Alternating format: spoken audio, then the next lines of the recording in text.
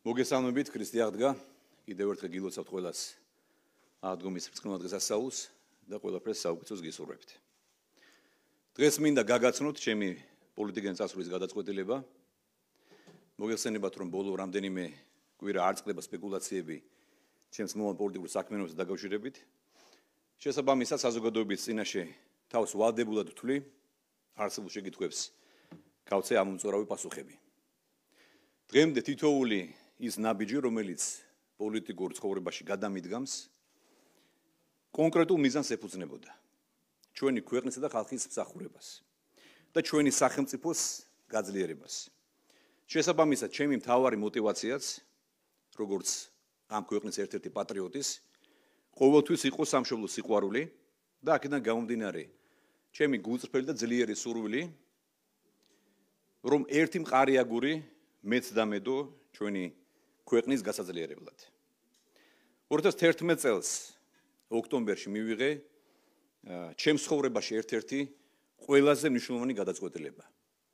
როდესაც ბატონი ბიძინევანიშვილი მოვიდა პოლიტიკაში და მე მის პოლიტიკურ გუნდში გავერთიანდი.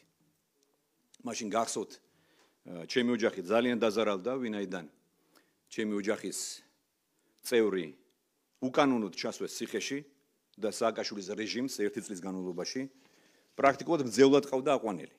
და გამარჯვებით, რომ არ დასრულებულიყო ჩვენი ბრძოლა, ჩვენ ოჯახის წევრს დავკარგავდით, მას ციხეში მოკლავდნენ და ალბათ მეც დიდი ხნით მომიწევდა ციხეში დასვლა.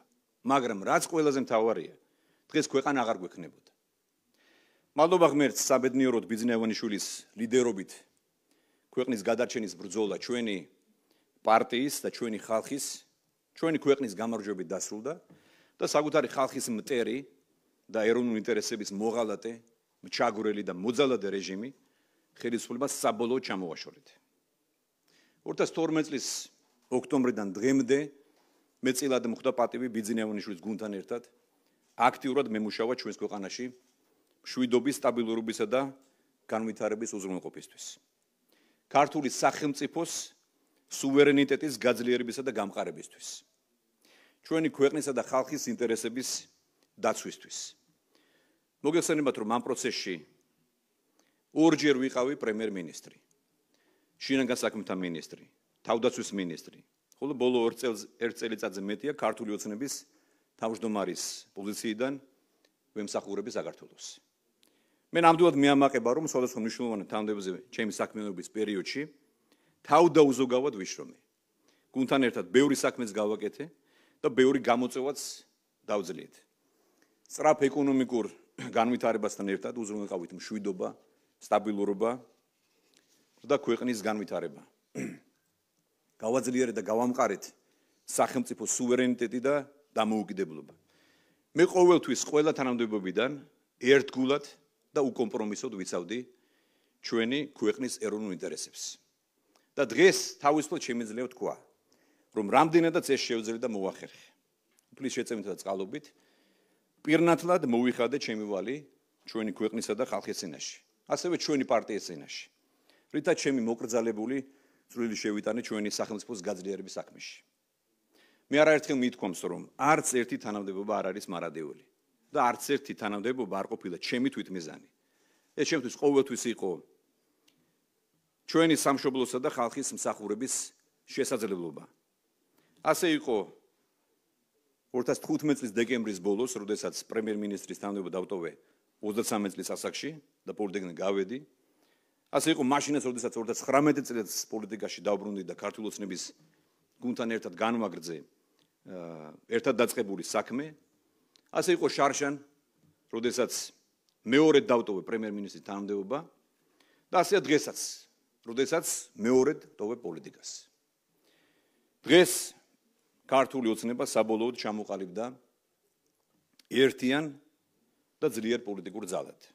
და ბუნებრივი ამაში განსაკუთრებული როლი აქვს ჩვენი პარტიის დამფუძნებელს და საპატიო თავმჯდომარეს ბატონ ბიძინევანიშვილს, რომელიც არის ქვეყანაში მშვიდობისა და სტაბილურობის გარანტი. მან ყველაზე კრიტიკულ მომენტში შეძლო გუნდის კონსოლიდაცია, შეინარჩუნა ერთიანობა, მისი ლიდერობით კი ქართულმა ოცნებამ ქვეყანას საზოგადოებას უდიდესი საფრთხეები ააცილა და ქვეყანა გადაარჩინა. დამოუკიდებლად მოუტანა ხელშესახები პროგრესი და განვითარება ყველა სფეროში და ყველა მიმართულებით. ამ ფონზე მიმაჩნია, რომ ის საპატიო მისია, რომელიც მე თავის დროზე პოლიტიკაში დაბრუნებისას ჯერ თავდაცვის მინისტრად და შემდეგ უკვე მეორედ პრემიერ-მინისტრად დანიშნული და ბოლოს უკვე პარტიის თავმჯდომარედ არჩევით დამეკისრა ჩვენი პარტიის დამფუძნებლის და გუნდის მხრიდან შეიძლება ითქვას, რომ უკვე შევასრულე. ახლა ვეღარ ვხედავ პარტიის თავმჯდომარედ და ზოგადად პოლიტიკაში დარჩენის საჭიროებას, სწორედ ამიტომ მივიღე გადაწყვეტილება დავტოვო ქართული ოცნების თავმჯდომარის პოსტი და პოლიტიკიდან გავიდე. საკუთარი ქვეყნის სამსახური კი სხვა პოზიციიდან განვაგრძო.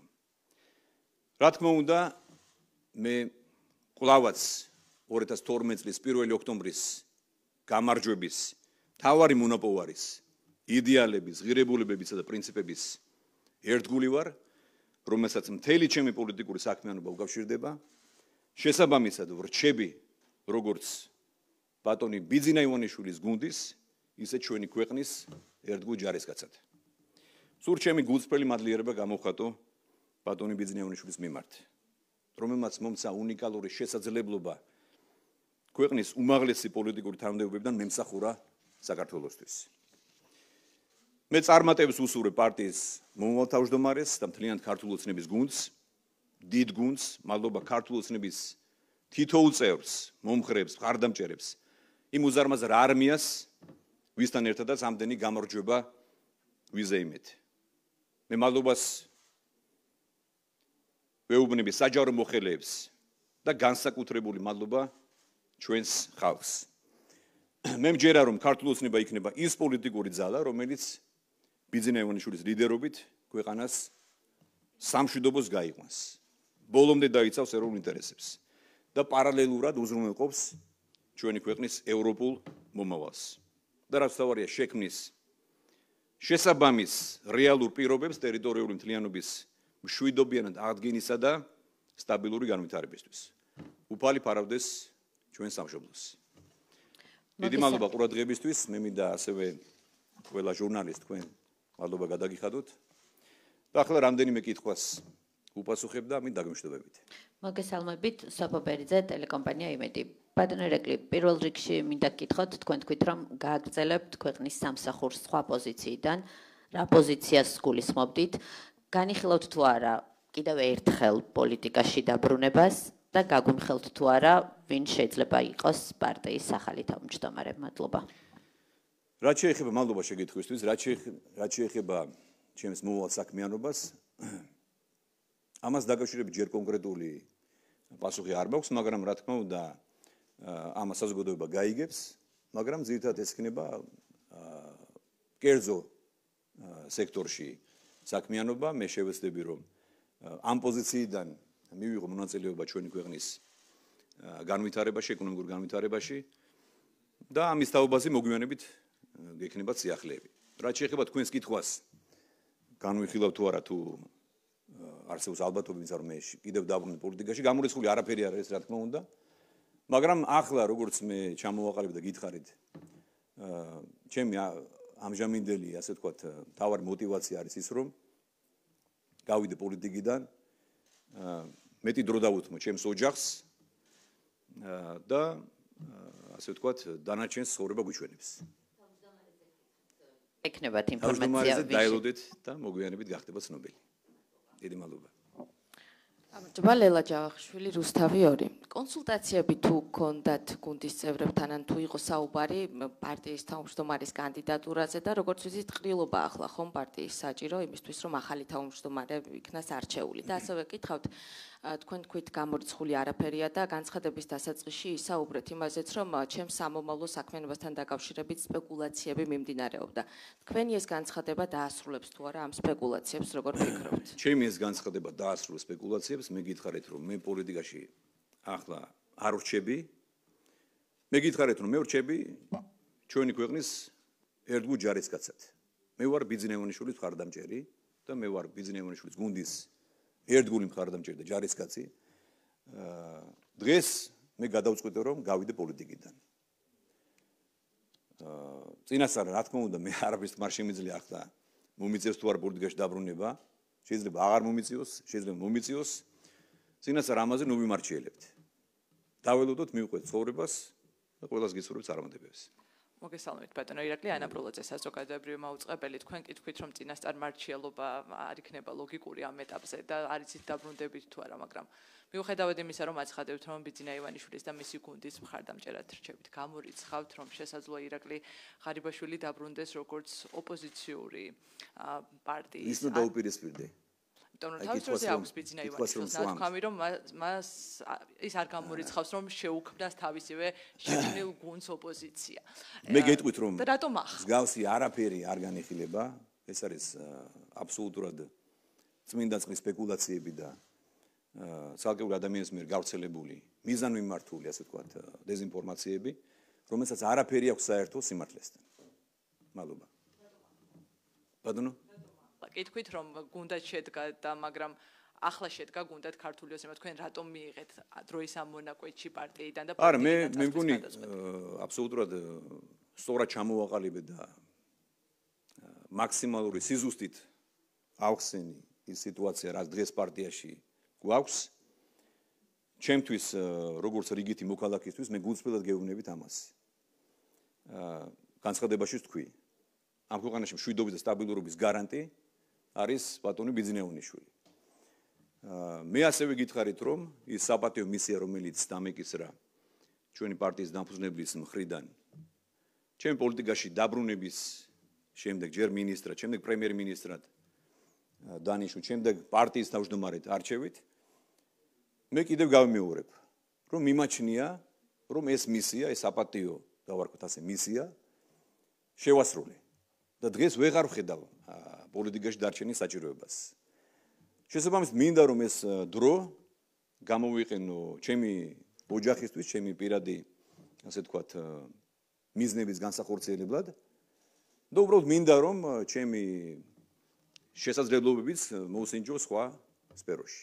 აი ეს არის. ამიტომ ძალიან გთხოვთ ყველას რომ ნუ არ გავაგზავნოთ სპეკულაციებს თუ რატომ გადავდექი პარტიის თავმჯდომარედან როდის დავბრუნდები და შემდეგ. ჯერ ძალიან გითხოვთ რომ ადროვეთ წასვლა.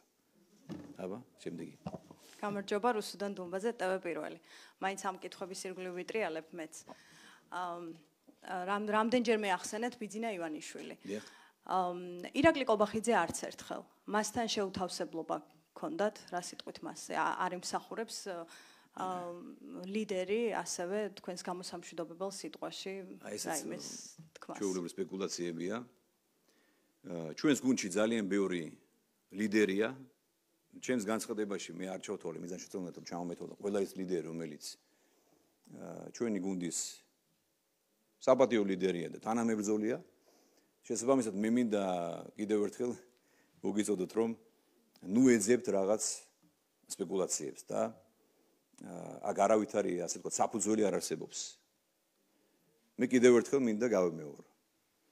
გუნდი არის ძალიან დიდი ქართულოცნების გუნდი და ეს გუნდი შეკრა და ჩამოაყალიბა ჩვენი პარტიის დამფუძნებელმა ჩვენი პარტიის შექმნის დღიდან ყველა ის წარმატება რომელიც ჩვენმა პარტიამ რომელსაც მიაღწია ჩვენმა პარტიამ ჩვენი ქვეყნის ჩვენი ხალხისთვის დაკავშირებული არის ჩვენი პარტიის დამფუძნებელთან ბატონ ბიძინა ივანიშვილთან. ასე რომ რატო გიგვირთ რომ და არა ირაკლი კობახიძესთან. არა ყველა ლიდერი, მათ შორის მეც და სხვა ბევრი ლიდერი, მათ შორის ირაკლი კობახიძე და სხვა ვიყავით და ვართ ამ გუნდის წევრი. და რატომ ფიქრობთ რომ უნდა ჩამომეთვალოთ თითოეული მათგანი? მე მომისმინეთ ერთ წუთი შეიძლება. მე ჩვენი გუნდის თითოეულ წევრს უსურვებ წარმატებებს და მე მინდა რომ როგორც მე ჩემი განცხადების ბოლოში ვთქვი, მე მჯერა ამის გულწრფელად მჯერა რომ ბატონი ბიძინა ივანიშვილის ლიდერობით ეს გუნდი ქართული ოცნება საბოლოოდ გაიყვანს სამშვიდობო ჩვენს ქვეყანას და მიაღწევს ძალიან დიდ წარმატებებს. დიდი მადლობა. ბიძინა ივანიშვილის მხარდამჭერად ვრჩები ასეთი სიტყვებით თქვით. ირაკლი კობახიძის ყველა ნაბიჯი არის თქვენი მხარდაჭერილი? რას ნიშნავს ახლა რა შუაში ახლა რას მეკითხები? შეგვიფასეთ ირაკლი თუ და კარგი კობახიძეზე შეკითხვები დამესვით. რას გვეტყვით, იმიტომ რომ მე თუ მაქვს შეკითხვას კითხვა, მოსვა. როცა ბიძინა ივანიშვილს ასე აქებთ, მადლობას უხდით, მადლიერი ხართ.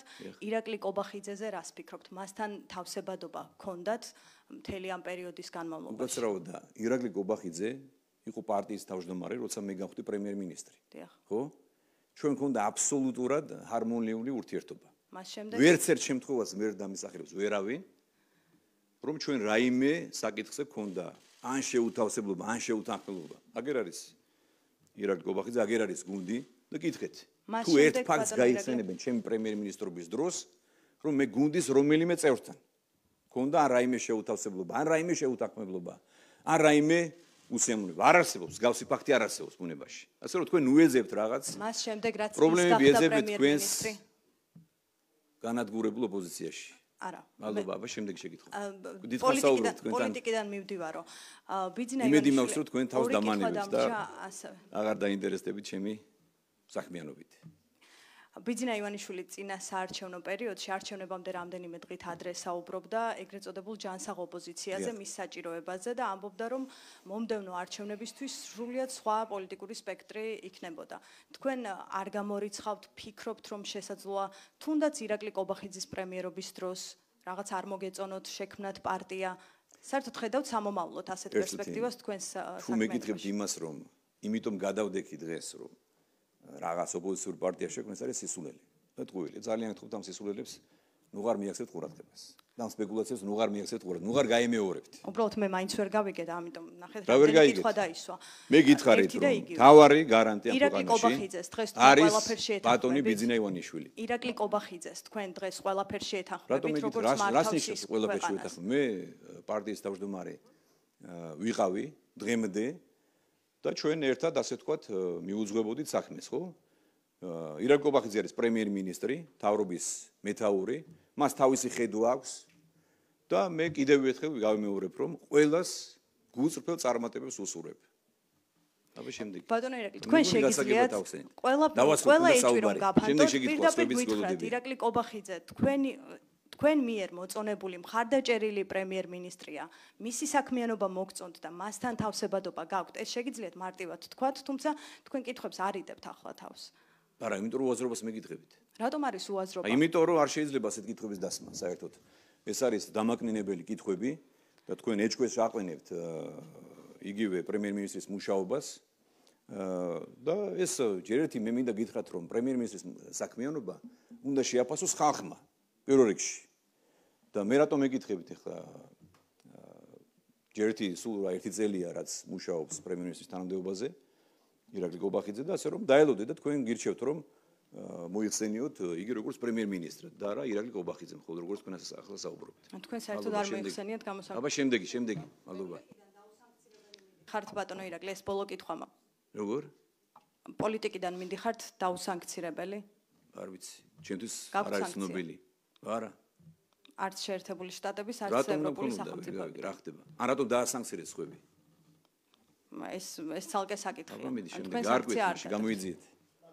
ბატონო ირაკლი, მე მაინტერესებს საქართველოში თუ რჩებით. არა, მე გისურვებთ კითხვა. საქართველოში თუ რჩება ირაკლი ღარიბაშვილი თუ აბა რა მინდა სხვა რატომ წავიდე? რა თქმა უნდა საქართველოში რჩები.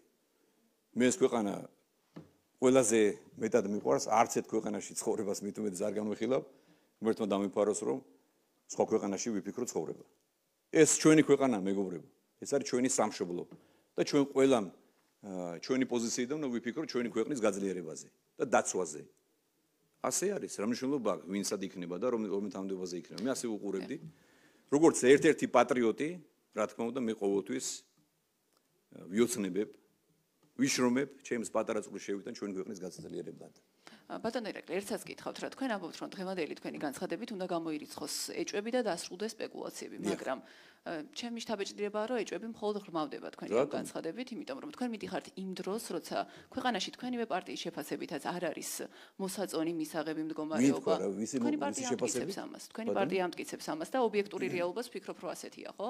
ყავს ერთპარტიული პარლამენტი, ძალიან ინტენსიური სანქციებია ხოლმე დასავლელი პარტნიორების მხრიდან, თქვენი პარტიის ლიდერების მისამართით და წინააღმდეგ და თქვენ ამ პირობებში მიიღეთ სახლში წასვლის გადაწყვეტილება. ანუ ისე მშვიდად არ არის ქვეყანაში ახლა საქმე, რომ რა პარტიის ხდება თავმჯდომარე რა ხდება არაფერი ხდება ისეთი, რომ რა ხდება თქვენ ამიხსენით თქვენი მონაწილეობა ისე საჭიროდ მიგეჩნიათ ამ მე ვფიქრობ პროცესებში.